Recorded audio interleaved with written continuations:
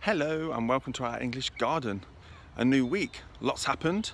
I'm quite conscious that last week I didn't do any tour of our garden, so without further ado, here's how the garden looks now.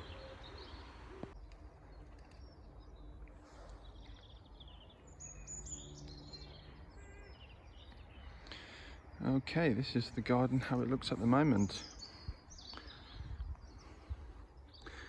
So the grass needs a haircut and the edges are trim, as you'll see when I walk you around. You might see quite a lot of water bottles.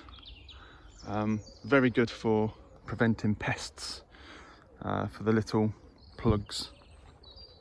I'll start over here. I'm going to do the raised beds shortly.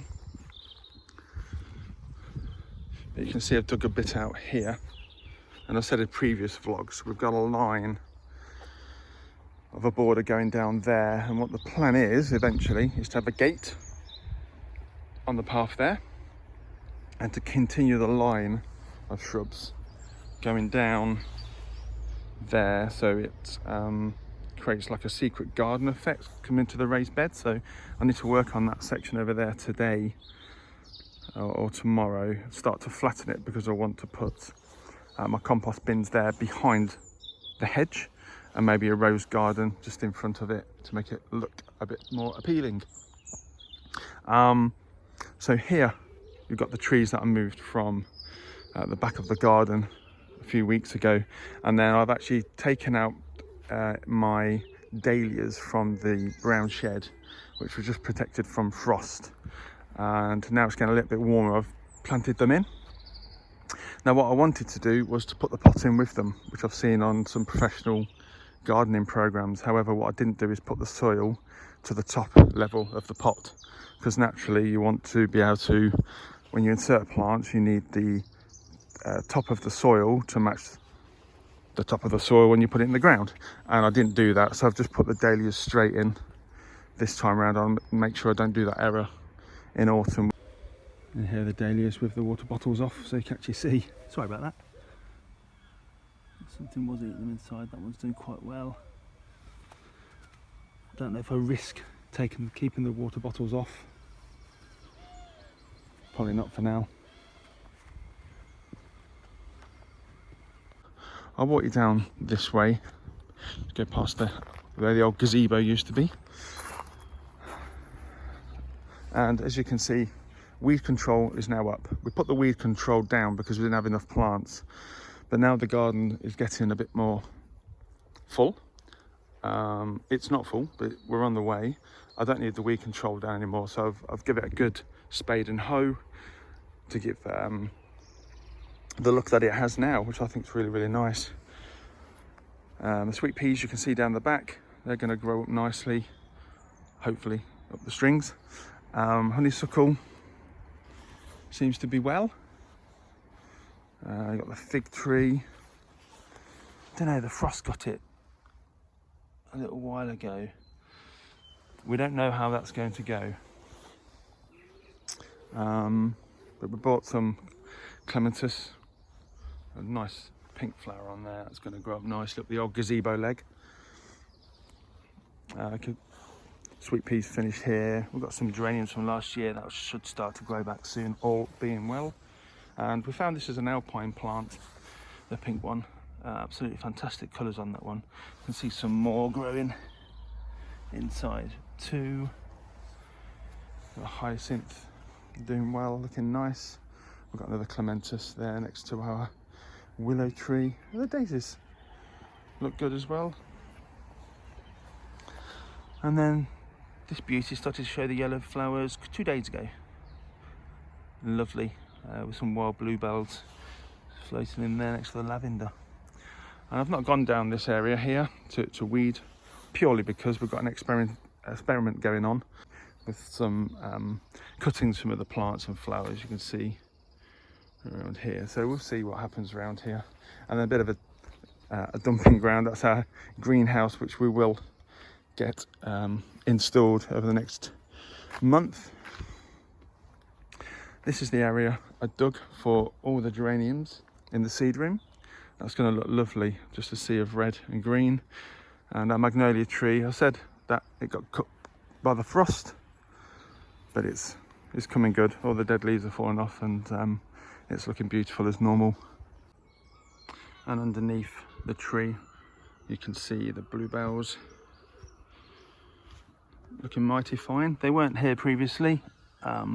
They grow towards the back, as you'll see later. Last season I collected the seeds and placed them in here, so they look really, really nice.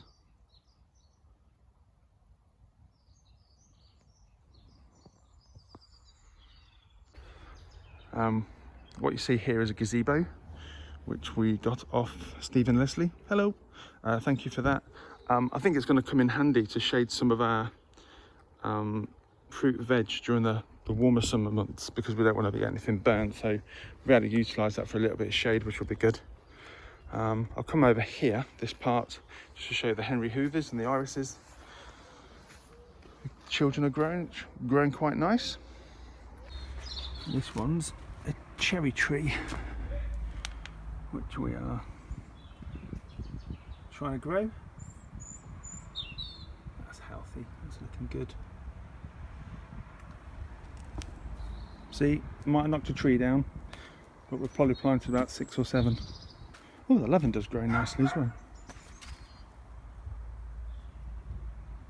We also managed to pick up a gooseberry bush, which is in here. They're spiky. I've not had gooseberries since I went pick your own with my mum and dad years and years and years ago. So I can't actually remember the taste. So again, that's exciting. We had a squirrel very kindly plant an acorn, and Mrs. Ian found it growing, and our boy's been nurturing it, and now it's sitting in a pot, in a bottle, being protected, which be interesting to see what we do with this. Probably keep it in a pot, but yeah, it's grown quite nicely. I'll just walk you over to the carrots now we've took the cover off. Now these beauties. Good thing with toilet roll holders, they decompose, but protect it as well. Some cosmos growing, it's a lovely flower.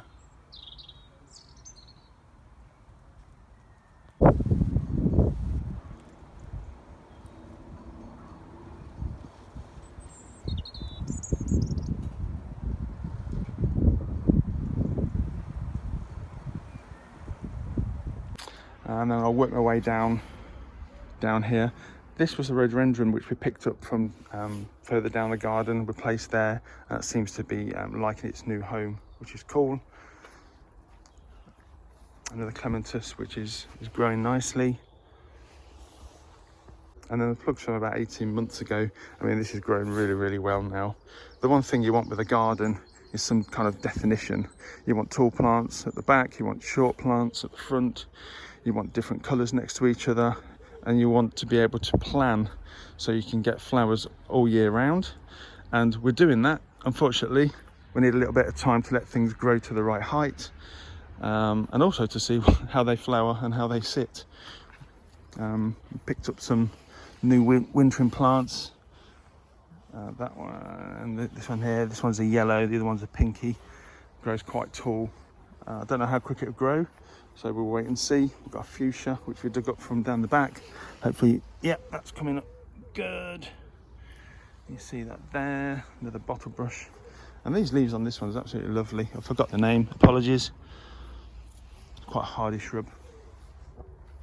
And I dug up a fern that was, you can see a bit of green there. That's going to come out soon. That's going to be nice. Oh, we've got a new flower coming on this one. It's quite a nice pinky flower. And I really don't know what this is. It was a small plug. It's not growing any higher. I thought this one was going to be about 1 metre high. Maybe it doesn't like where it is, but the white flowers on it are beautiful.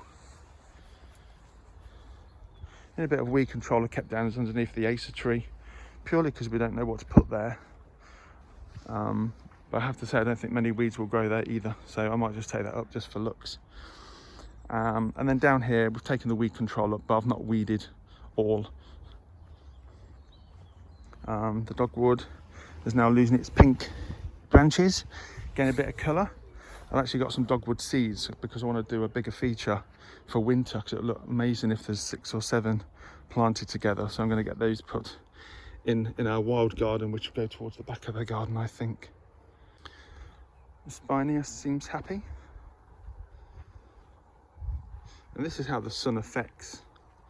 So the tulip hasn't come out yet. It's actually being eaten as well, so we've got pests. Maybe there's problems with the roots. It's not getting as much sun as it likes, as the ones up the garden, as you can see. So maybe we need to dig that bulb up and replant it for next season. What I've also done is taken off the covering for the hydrangea so you can have a look. Something likes to eat it, it's not growing very well. So we cover it and it's grown quite nicely now. I'll keep our eye on that one. You need to obviously understand your garden too, whether it's a yard or a large garden. You need to know where the sun is at what time and how much sun it gets. This part of the garden, because it's behind the fence and south is that way, mainly gets the sun for 2 or 3 hours as the sun comes in between the houses and a little bit over, and when it comes over here it shines down from here down. So we know that this is mainly shade all the time. If you've got some seating areas, make sure you get your fragrant flowers in there too. There's Charles, our lilac, absolutely really happy there. Some weeding I need to do, add to the list. And from this spade, what I'm going to do is I'm actually going to join up all these gardens. So I need to plan what type of plants and flowers can go in there because of the sunlight. So maybe have some ferns, maybe a little small conifer.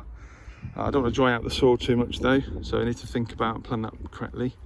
Here's the other fern. He's doing all right. And this plant's doing absolutely fabulous. I love the leaves on that one, and so does my son. There's Wurzel.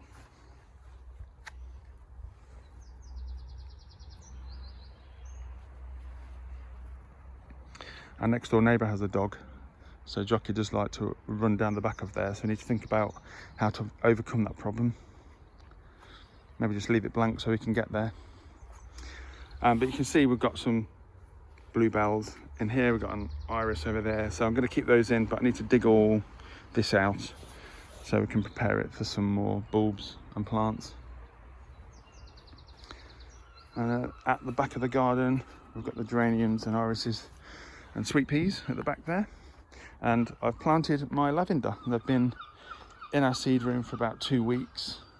I didn't think it was good enough to bring them out quite yet because they're so small, the seedlings, and that's how small they are. So they need a lot of space because they grow tall, they grow wide, and this is going to look lovely over this area. The plan is to have a purple bench next to the purple lavender. I've got a purple area at the back where we get the sunlight late evening. And we find ourselves at the back of the garden on the old crazy paving. I'm not going to take this bit off there, that's our pear tree. We're really looking after that one. And there we go. The only final one to show you is the apple tree. Walk through over there now. We trimmed it down and dug around it. Make sure we're watering it nicely and regularly, and we are getting the leaves on here now. Just get some good apples on here this year, all being well. And then thank you to a local lady who donated her roses. This is where Jockey is. If I clear out a flat area for the compost bins here, the hedge will be there. I'll put like a triangle rose garden just in this piece here, and those roses can start that off. Again, the large roses to the back, short ones to the front. I just need to make sure I dig up these bluebells and the white ones, which are nice. The other thing I need to do is just make sure I keep control of the back fence. I want these to grow up to the top of the fence, but also I need to make sure I keep them thin because I don't want them to protrude out. I want a path down there eventually. Now, from previous vlogs, you will notice that our seed room was getting at a bursting point. We've actually taken some out now. Mrs. Ian has done a grand job filling a raised bed. Take a look at how awesome she's made it. Okay, so what we've got in here, we've got some broccoli, we've got onion, we've got the spring onions, marigolds to keep pests away, and cauliflower, and on the end are some more marigolds. Well done, Mrs. Ian. And then in the initial raised bed, the first one, we've got a potato coming. Woo! We've got carrots growing nicely, we've got spring onions and some garlic. Oh, it's looking good. Excited. Okay, I'm in the car. It's Saturday morning, and literally 30 minutes ago my wife said, Ian, somebody's offering some free slabs.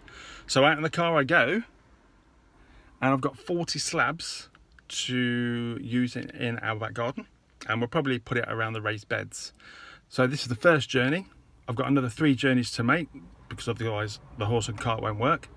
So it'll probably take me a couple of hours, but you know what? How nice. They're getting rid of slabs. We need the slabs for the raised bed areas. It's a win-win. Just need some grafting to do, so I'll catch you in a bit. Okay, that's the last batch, and I've got about 16 slabs in the car. I think I need to take the car for a hoover. 3 trips later, I've got a few slabs to put down. Happy days. There we go, another week.